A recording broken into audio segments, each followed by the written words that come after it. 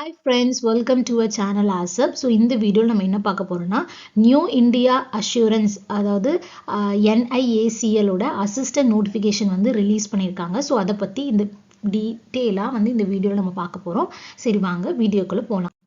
So first பார்த்தீங்கன்னா tentative schedule, அதாவது நமக்கு எப்போ வந்து ஆன்லைன் ரெஜிஸ்ட்ரேஷன் ஸ்டார்ட் ஆகுதுன்னு பார்த்தீங்கன்னா February 1லேருந்து ஸ்டார்ட் ஆகுது. எப்போ எண்ட் ஆகுதுன்னு பார்த்தீங்கன்னா 15/2/2024, அதாவது February 15 வந்து டேட் க்ளோஸ் பண்ணிடுறாங்க. So last date to apply through online வந்து 15/2ன்னு சொல்கிறாங்க. அதாவது February 15 தான் லாஸ்ட் டேட்டு.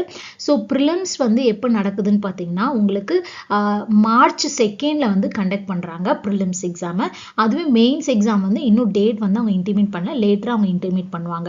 ஸோ கால் லெட்டர்ஸ் வந்து எப்போ டவுன்லோட் பண்ணலான்னு பார்த்தீங்கன்னா, ஸோ இப்போ ஃபார் எக்ஸாம்பிள் 2/3/2024 கண்டக்ட் பண்ணுறாங்கன்னா ஒரு 7 days முன்னாடி வந்து அந்த கால் லெட்டரை நீங்கள் டவுன்லோட் பண்ணிக்கலாம். ஸோ அடுத்தது நமக்கு தமிழ்நாடுக்கு எவ்வளோ வேகன்சிஸ் கொடுத்துருக்காங்கன்னு பார்த்தீங்கன்னா, ஸோ தமிழ்நாடு பொறுத்த வரைக்கும் ஸோ ஓவராலாக மொத்த இந்தியா லெவலில் நமக்கு 300 வேகன்சிஸ் இருக்குது. ஆனால் தமிழ்நாடுல பார்த்தீங்கன்னா நமக்கு டோட்டல் 32 வேகன்சிஸ் இருக்குது. ஸோ அது வந்து கேட்டகரி வைஸாக பிரிச்சிருக்காங்க. எஸ்சிக்கு வந்து 3 வேகன்சிஸ், எஸ்டிக்கு வந்து 1, ஓபிசிக்கு வந்து ஒன்லி 1 வேகன்சி தான், இடபிள்யூஎஸ்க்கு 3, ஜென்ரல் கேட்டகரியில் பார்த்தீங்கன்னா உங்களுக்கு 24 வேகன்சி. ஸோ ஓவராலாக தமிழ்நாடுக்கு மட்டும் பார்த்தீங்கன்னா 32 வேகன்சிஸ் இருக்குது. அடுத்தது எலிஜிபிலிட்டி க்ரைட்டீரியா பார்த்தீங்கன்னா, ஸோ ஏஜ் லிமிட் வந்து இதுக்கு வந்து மினிமம், அதாவது ஜென்ரல் கேண்டிடேட்ஸ்க்கு மினிமம் 21 இயர்ஸ்லேருந்து மேக்ஸிமமாக 30 இயர்ஸ் வரைக்கும் கொடுத்துருக்காங்க. ஸோ அதாவது இந்த டேட்டுக்கு முன்னாடி வந்து பார்ன் ஆகிடக்கூடாது. 2/1/1994 1/1/2003 அதுக்குள்ளே தான் வந்து பிறந்திருக்கணும்னு சொல்கிறாங்க. ஸோ டேட் ஆஃப் பர்த் வந்து வெரிஃபை பண்ணால் இதில் பார்த்துக்கோங்க. ஸோ அடுத்தது வந்து ரிலாக்ஸேஷன்ஸும் கொடுத்துருக்காங்க. ஸோ SC STக்காக 5 years ரிலாக்ஸேஷன்ஸ் கொடுத்துருக்காங்க. 5 years ரிலாக்ஸேஷனா 30 இயர்ஸ்ங்கிறவங்க 35 இயர்ஸ் வரைக்குமே அவங்க எழுதலாம். ஸோ கேட்டகரி வைஸாக ரிலாக்ஸேஷனும் இருக்குது ஏஜுக்கு. அடுத்தது ஓபிசி கேட்டகரியில் பார்த்தீங்கன்னா 3 years ரிலாக்ஸேஷன்ஸ் கொடுத்துருக்காங்க. ஸோ இப்படி பார்த்தீங்கன்னா எக்ஸ் சர்வீஸ் மேனுக்கு ஆக்சுவல் பீரியட் ஆஃப் சர்வீஸ் 2 அந்த defence forces plus 3 years subject to the maximum 45 years வரைக்கும் ரிலாக்ஸேஷன்ஸ் கொடுத்துருக்காங்க.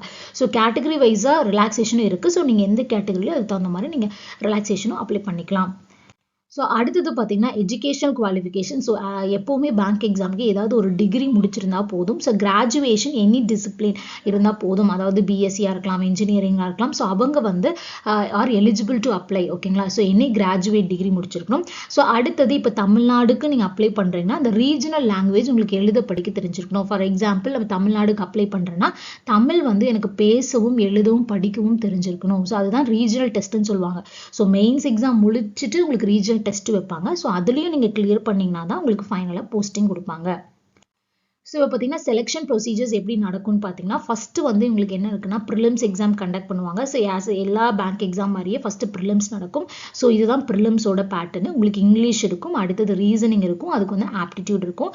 ஸோ உங்களுக்கு செக்ஷனல் டைமிங் இருக்குது. ஸோ ஓவராலாக 60 minutes. ஸோ செக்ஷனல் டைமிங் பார்த்தீங்கன்னா ஈச் செக்ஷனுக்கு உங்களுக்கு 20 minutes.